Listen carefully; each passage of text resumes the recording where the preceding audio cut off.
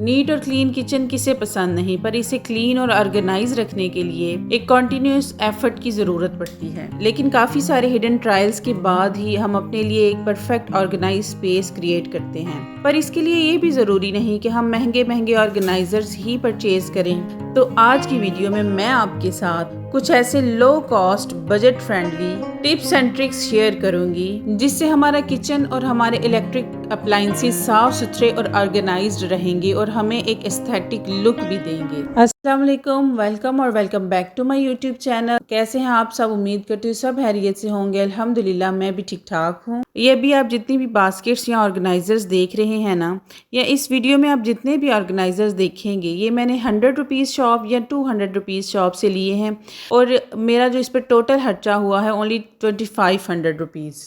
तो आज की इस वीडियो की सबसे पहली टिप तो ये है कि जब भी आप ऑर्गेनाइज़र्स खरीदो तो उसको ख़रीदने से पहले आपने अपने माइंड में ना उस चीज़ का एक मैप बना लेना है। ये ऑर्गेनाइज़र इस जगह पर रखने के लिए खरीदना है, तो क्या ये ऑर्गेनाइज़र मेरा उस जगह पर काम आएगा। टिप नंबर 2 जो कि मोस्ट इम्पॉर्टेंट है, जिसमें मैं फेल हो गई हूँ क्योंकि ये मैंने मल्टीपल टाइम्स में खरीदे हैं, इसलिए मुझे ना इनमें एक ही कलर नहीं मिला। तो आपने एक प्रॉपर कलर स्कीम के साथ ही अपने ऑर्गेनाइजर्स परचेज करने हैं। तो अब ऑर्गेनाइजेशन स्टार्ट करते हैं। तो ऑर्गेनाइजेशन आप देख रहे हैं कि मेरी चीज़ें ऑर्गेनाइज्ड ही हैं, लेकिन फिर भी एक अच्छी लुक नहीं आ रही देखने में ना।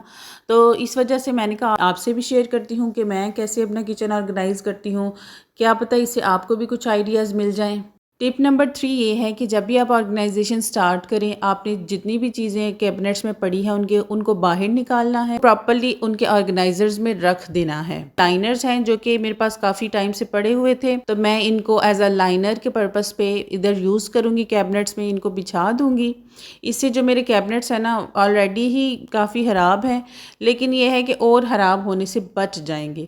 इन पे स्क्रैचेस नहीं आएंगे, गंदे नहीं होंगे। नेक्स्ट ये है कि हमारे किचन में जार्स तो अवेलेबल होते ही हैं। कोशिश किया करें कि आप जब भी मार्केट से जार्स परचेज़ करें तो वो स्क्वायर शेप में या ओवल शेप में खरीदें, और अगर वो स्टैकेबल हो ये ज़्यादा अच्छा होगा, क्योंकि जो आपकी वर्टिकल स्पेस है वो भी यूज़ होगी और इस तरह हम मैक्सिमम अपने लिए एक स्पेस बना लेंगे ऑर्गेनाइजेशन के लिए। और स्मॉल किचन्स के लिए तो ये चीज़ बड़ी ही ज़्यादा इंपॉर्टेंट है। आप देख सकते हो कि यहाँ पर मैं सारी दालें इन जार्स में भर रही हूँ, लेकिन यहाँ पर एक और टिप है, जब आप दालें रीफिल कर रहे हों तो पुरानी दालों को आपने निकाल लेना है। निकाल के प्रॉपर क्लीनिंग तो हमने करनी ही है, लेकिन क्लीनिंग करने के बाद जब नई दाल इसके अंदर हमने डालनी है तो पुरानी दाल को इसके ऊपर नहीं डालना, बजाय इसके हम पुरानी दाल को एक पॉलीथीन बैग में डाल के इसके ऊपर रखेंगे ताकि हमें पता हो कि ये पुरानी है, और उसी को निकाल के पहले हम यूज़ करेंगे। एंड दूसरी टिप आ जाएगी इसी में कि जो पुरानी दालें हैं जिनको कीड़ा लग जाता है ना, वो फिर नई दाल के साथ मिक्स नहीं होता और इस तरह नई दाल भी कीड़े से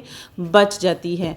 तो ये बेस्ट टिप है, आप इसको भी लाजमी ही अपने किचन में जब भी आप अपनी दालें या अपनी किचन को ऑर्गेनाइज़ कर रहे हों तो आपने यही काम करना है। अब जैसे दालें हैं ना, ये भी मेरे घर में डिफरेंट क्वांटिटीज़ में आती हैं। कुछ दालें मेरे घर में ज़्यादा खाई जाती हैं और कुछ इसी तरह कम खाई जाती हैं। अब जैसे ये काले चने हैं तो ये कम क्वांटिटी में मेरे घर में आते हैं क्योंकि ये कम यूज़ होते हैं। इसी तरह दूसरी जो दालें हैं ये भी काफ़ी कम क्वांटिटी में ही आती हैं क्योंकि मेरे बच्चे इतना पसंद नहीं करते। तो इनको मैं इसके अंदर ही नहीं डालती हूँ, बल्कि इनको मैं एज़ इट इज़ इन्हीं के बैग्स में रहने देती हूँ और इनको एक ही डब्बे के अंदर मैं रख देती हूँ, ताकि क्योंकि मुझे पता हो कि एक ही जार के अंदर मेरी सारी दालें पड़ी हैं। अब छोटी छोटी थोड़ी थोड़ी दालों के लिए मैं एक नया ऑर्गेनाइज़र खरीदूँ और एक वहाँ पर एक स्पेस बनाऊँ उसके लिए, इसके बजाय मैं एक ही में रख दूँगी, तो इससे मेरी स्पेस भी काफ़ी सारी बच जाएगी।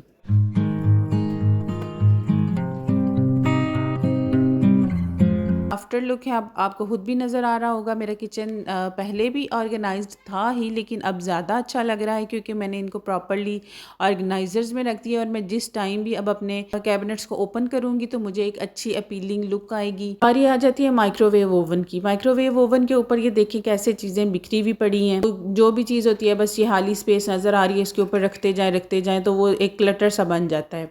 तो इसके लिए सबसे पहले तो इसको भी डी क्लटर करेंगे। ये जो मैंने 3 पोर्शंस वाला ऑर्गेनाइज़र ख़रीदा था, मैंने स्पेसिफ़िकली इसके लिए ही ख़रीदा था। मैं आपको दोबारा कहूँगी, जब भी आप ऑर्गेनाइज़र ख़रीदने से पहले अपने माइंड में ये बात रखें कि ये ऑर्गेनाइज़र मैंने इस जगह पर रखने के लिए ख़रीदना है, तो क्या ये मेरा उस जगह पर फिट आएगा, फिर ही आपने उस ऑर्गेनाइज़र को ख़रीदना है। तो मेरा माइंड यही था कि मैंने इस ऑर्गेनाइज़र को इधर ही यूज़ करना है। तो अभी आप देखें कि सारी चीज़ें प्रॉपर्ली मैंने इसको जब इसके ऊपर रख दिया है, तो इसके बाद ये कितना ऑर्गेनाइज़ और साफ़ सुथरा रख रहा है।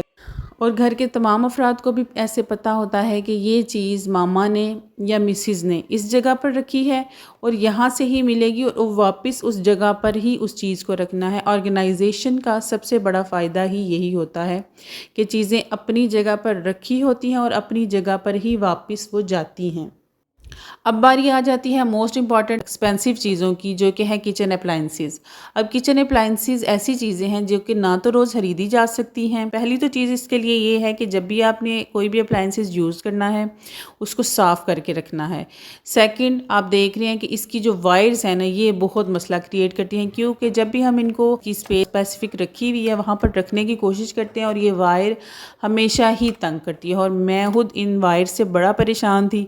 इसके लिए जो अगली टिप ये है वो यही है कि आपने इस तरह का इलास्टिक लेना है। इलास्टिक के ऊपर एक साइड पर आपने बटन लगा लें, एक साइड पर इसको होल्ड करें और इसकी वायर को इसके हैंडल के अंदर से आप घुमा कर बटन बंद कर दें, और अब देखें वायर कहीं भी नहीं जाएगी। मैं इसको सीधा रखूं, उल्टा रखूं, लेटा दूं, कुछ भी करूं, मेरी वायर इसके साथ ही अटैच है। इस तरह ये तो ना ख़राब होगी और ना ही इधर उधर होगी कि मेरी दूसरी चीज़ों को भी ये ख़राब कर दे।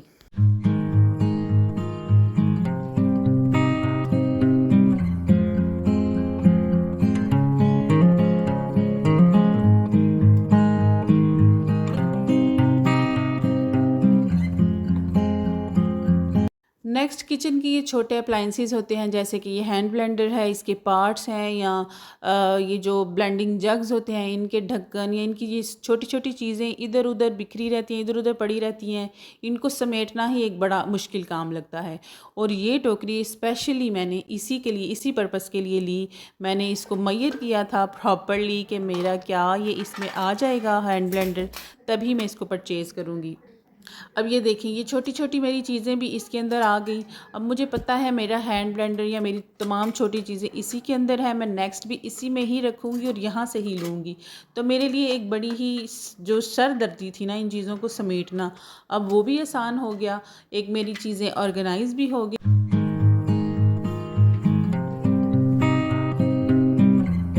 और माशाल्लाह से मेरा छोटा बेटा, अल्लाह पाक उसको नज़र बद से बचाए, वो हर चीज़ में मेरे साथ होता है। इवन मैं रिकॉर्डिंग भी कर रही हूँ तो वो मुझे कहेगा मामा मुझे दे, मैं रिकॉर्डिंग करता हूँ। कितनी सारी मेरी रिकॉर्डिंग्स हैं मेरी वीडियोस की जो कि वो करता है।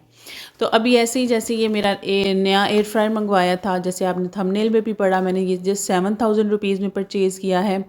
और कहाँ से परचेज़ किया है, मुझे इतना सस्ता कैसे मिल गया, ये एक बाद की स्टोरी है, ये बाद में किसी दिन मैं आपसे शेयर करूँगी। अब उसको इसकी एक्साइटमेंट थी तो उसने कहा मामा नेक्स्ट बाकी की जो किचन की क्लीनिंग है वो मैं आपके साथ करवाऊँगा। फिर उसने मेरे साथ अप्लाइंसेस के लिए इसके कैबिनेट्स को साफ़ करवाया। साफ़ करवाने के बाद इसने कहा कि मुझे आप देती जाएँ, मैं ही रखूँगा अपनी जगह पर।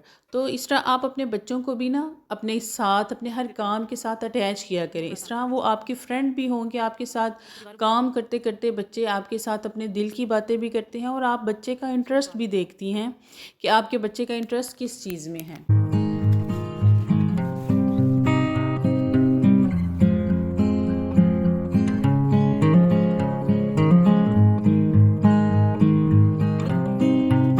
और ये है जी मेरे कैबिनेट्स की फ़ाइनल लुक। इसको प्रॉपर्ली क्लीन और ऑर्गेनाइज़ करने के बाद अब मैं जब भी अपने कैबिनेट्स को ओपन करूँगी, मुझे एक अच्छी ही फीलिंग आएगी कि मेरी चीज़ें वेल ऑर्गेनाइज्ड हैं और अपनी प्रॉपर जगह पर पड़ी हैं। आप भी इसी तरह अपनी चीज़ों को वेल ऑर्गेनाइज़ करने की कोशिश किया करें। कोई भी काम मुश्किल नहीं होता, अगर हम कोशिश करेंगे तो हर काम आसान है। और अगर आपको मेरी वीडियो यहाँ तक पसंद आ रही है तो प्लीज़ मेरे चैनल को लाइक, शेयर और सब्सक्राइब ज़रूर कीजिएगा।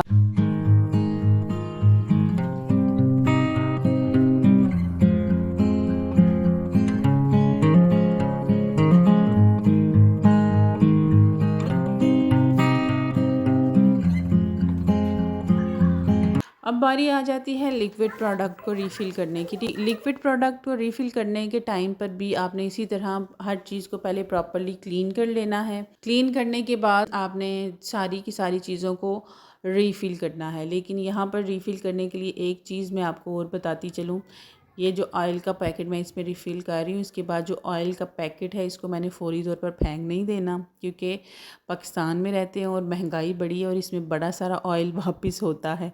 इसलिए आपने इसको फेंकना नहीं है, फेंकने की बजाय इसको रख दें ऐसे सीधा करके। और उसके बाद जितना भी ऑयल इसमें बचेगा, जब भी आप कुकिंग कर रही हैं, रोटी बना रही हैं, तो फिर इसको भी आपने यूज़ करना है। ये बहुत इम्पॉर्टेंट टिप है जो कि हमारे पाकिस्तानियों के लिए ज़्यादा कारआमद है, इसलिए ये चीज़ आपने फ़ौरी तौर पर फेंक नहीं देनी। अब जैसे हर चीज़ के लिए एक प्रॉपर स्पेस है ना, इसी तरह इन ऑयल बॉटल्स के लिए भी मैंने एक प्रॉपर स्पेस बनाई है और इन इन चीज़ों को मैंने उसी के ऊपर ही रखना है। ये 2 स्टैक ऑर्गेनाइज़र है और इस पर मैंने ऊपर की तरफ सारी बॉटल्स रखी होती हैं और नीचे मैंने ये सारे जो डेली के मेरे यूज़ के स्पाइसेस हैं ना, जैसे कि गरम मसाला, काली मिर्च, इनको मैंने इधर रखा होता है।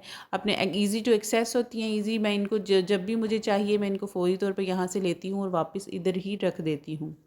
और ये सारी चीज़ें जब इस तरह के ट्रांसपेरेंट ऑर्गेनाइज़र्स में पड़ी हो ना, तो फिर हमें आइडेंटिफाई करने में भी आसानी हो। जब हमने नेक्स्ट मंथ के लिए ग्रोसरी लिस्ट बनानी है, हमें पता होगा हमारे पास क्या चीज़ कितनी क्वांटिटी में पड़ी है और नेक्स्ट हमने कितनी क्वांटिटी में चीज़ लेकर आनी है। इस तरह एक तो चीज़ डुप्लीकेट नहीं आ जाती और फिर इस तरह हमारी पैसा भी बच जाता है और हमारी जो चीज़ है वो भी वेस्ट नहीं जाती। चावल, आटा, चीनी, सूजी, इन सारी चीज़ों के लिए एक प्रॉपर से कैबिनेट में मैंने जगह बनाई है। इसी तरह जो गंदम का आटा है, इसकी क्वांटिटी नॉर्मली ज़्यादा ही होती है, इसलिए कोशिश करें कि इनको आप बड़े कंटेनर्स में ही रखें।